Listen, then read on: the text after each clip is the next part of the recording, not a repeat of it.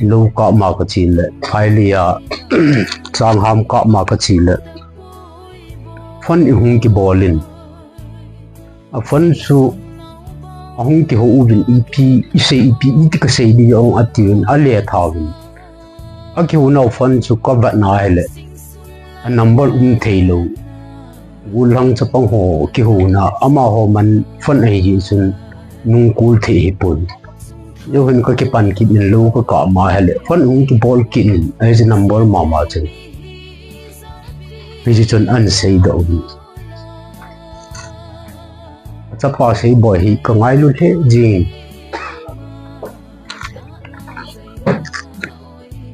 a sei ding in a chan chin ka sei gut wang chun a hi na bang jong chun sei do lu pu ti ha satan le kha ni ki sonin ana na in DM college BA an ki chai sai ani olai chu ki sei da tari le ma hi mi ve si yong na hi ne olai kamil balzin ti chun hin khu na mangin ti chun to ding tham ding mi chaga ki jin hi cha kun chun i ma cha mu yo om pun bi graduate ga chai wang chun to di tham dum lo jin mul ko na Catholic school hun private na chapang kho mom lin cha chun aga pangin mi hil le le chun aga pangin hil chi chun gal hu tan ai la ma school ran hi thelo panin wang sit ta chun hung do ina ai ti chun om tan school jong chu kum khat lang kai lo tan ai wang chun anung chun hung kip tha pa novin a school wa an bol walder na an pan na te a bol te chun sayong hu om lo vin ji chun ama an po do kha khal khalin i chan ha ge khatan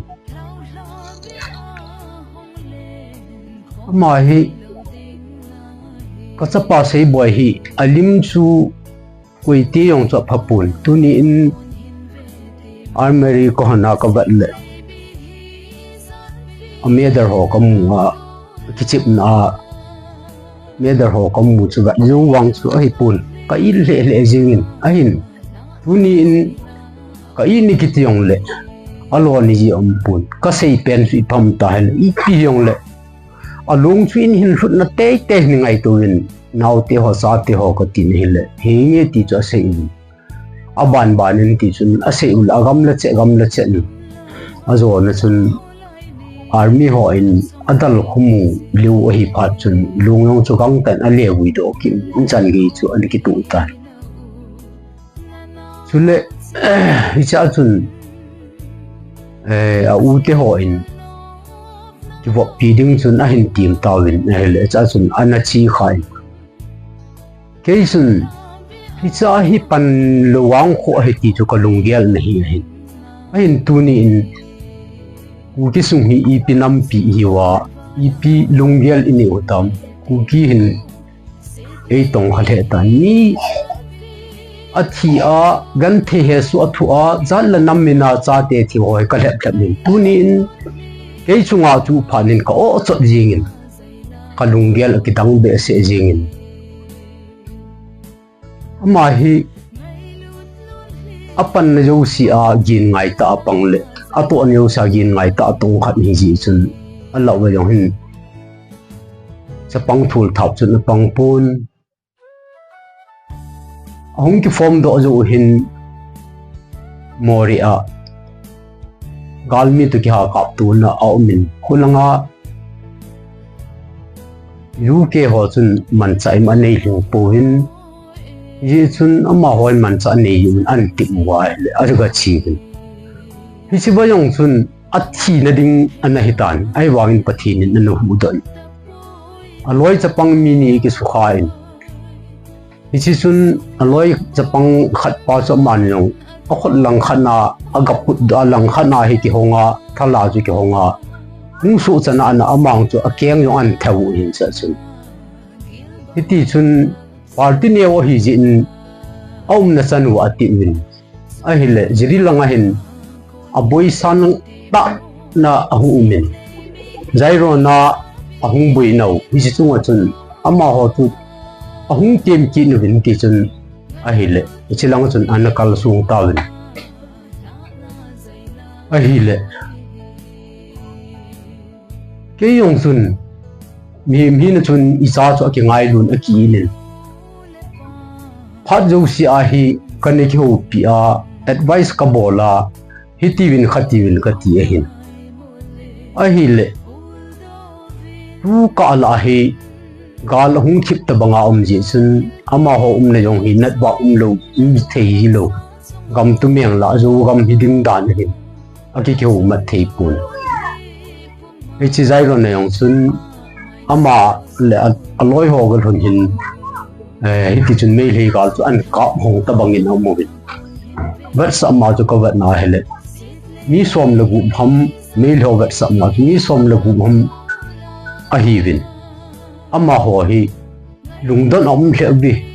thamma nai ngam hi pui ti in vat sa nang chon hung ki su alim ho yong chan ta do bin khan hi alam kai la khan hi kang pu pilang mi hin khan hi majmar burma mi hin ama ni lam kai na he ti hi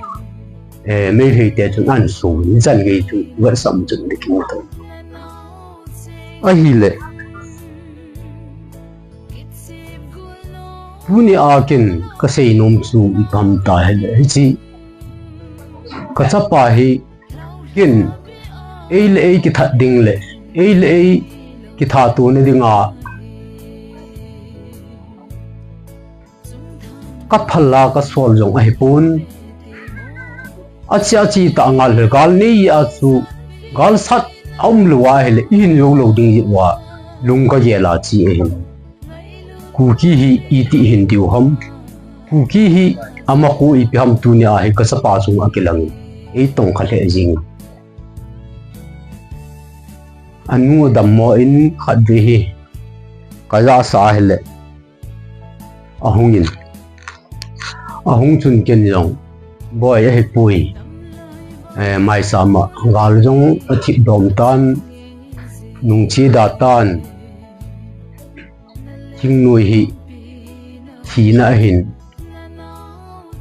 yam ti a chu mei lei gal chu tat nuwa chu neki boi piwa ku kinam chu thigam ding ha hele ka phal mo pui a hin gal jong a thip dom tan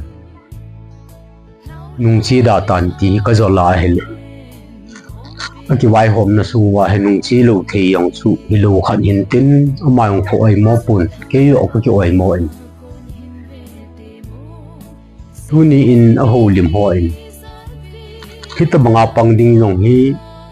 mi nei yo te mi hau yo te mi bol thei te pan na ding he boi tin ka cha te en tuni in ka in sung ai sei pe ka hai pui gal sat lowa mi pet hindiu ham ti e ke na lunggel a hile Hisan iya su mihemin lung agela angai to ahile kathisan khat athi ni a akap te su ibra ki oi modham ala se te ibra ki oi modham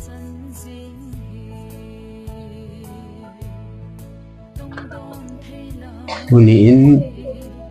hobung mi hin hovel mi hin aloya pai hin in sung mi te hin ka tu te ka sa te ka na ka ngam pon ka ngai ngam pon a hin hitin khatin ti a nung pe thei chu a hi ta lo jin ka wangin a zo lo hin te ti hi ka yelin in sung a hin ama ki u yong hi a hi pon ka sapa ani chan na pa yong hi Thing nuôi anh pangin ke ne fa an jaw din kasina training abol nawa instructora am aloi ho hung do pha na ma le Japan ati aloi pa chun instructora hung pandan hon na chun akom wasun lui hu phalo mi kana ahilwa hele mi alima kim mu theina lui hu khan min hichi lai chu kangoin adam mo a thi ka ye lai among chu thing nu ya panwangin mei sanga thi hi pun tu chunga pa hi a hi le thing nu ya pang hin mei sanga thi in ai wangin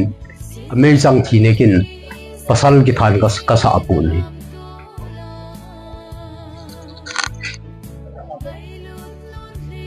tuni in ke ka wang si ne pun ka sapa wang si yong hi pun tin nam pi hi i wang si diwin kamun hoi lai din mu nai din wa ma hu hi ti dam ti yong i va na hele politics jo se thil ki bol aning akon ka yo se va na hele i ho dinga hin yo ni lam pi im lo de hi ta yong su a sei dan hi ka ya hele lam kalanga akinil ho thu chu ka wa ba na hele hi chi om nau hi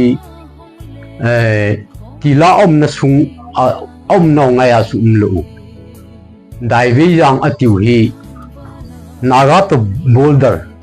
naga to boundary lai ta dai vi yang chilai chu ama ho hi naga te ho to sep dinga ham ho ki usadi ma hi pangjing udan hin tuna aki hu nau khan na chun ama hilam kai hin achapang ho hin gala kam num lu gal mun na pui nai a hi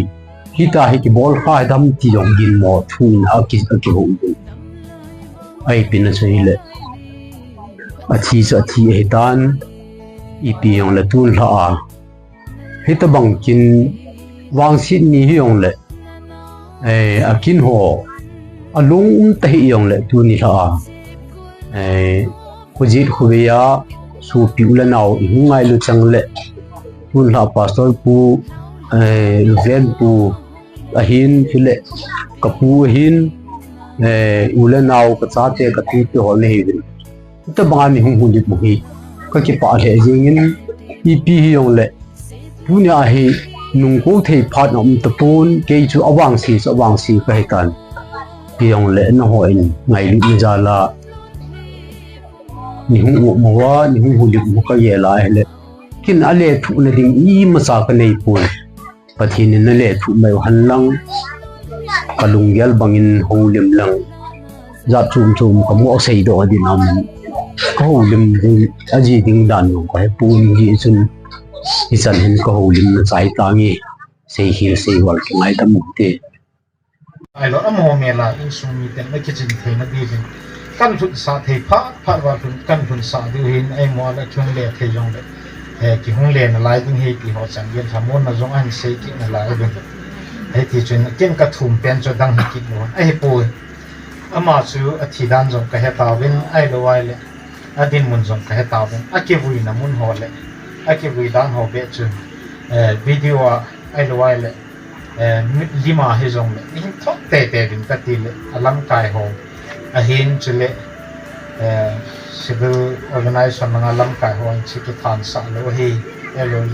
than ding ge dei lo ya ki thot lo hi ki ho chang gen e ho pi din am ka sa he jing cha wa han ka lo ok kai ni din ta sa ni ke in thot di wa bui di ngai le so na bui chai tho hin Facebook dum ai lo ai le WhatsApp ding le ai le iki kal pi ho gen so tin ala do post zo ke ai lo ai le amu di ong le mi amu chai ke din ta so ka ye la hele amuna ki lo ta ki chi the lo ta pa ja hi pi ti se nam ka lu ha ke hen bi the ko ki chi the yong le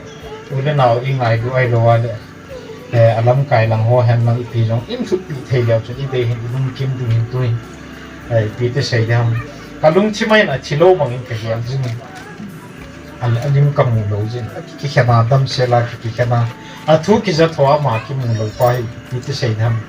ka hin ku he tong kha the ka bu na jong le ka thanga to min ka the thang tom di ti a jong le i ma ban chu thang to ma jong le ai pi ti sei da ham in jong i chu na ding ki mun min jong a chu na di chang mu sa hin ka ngai tu he le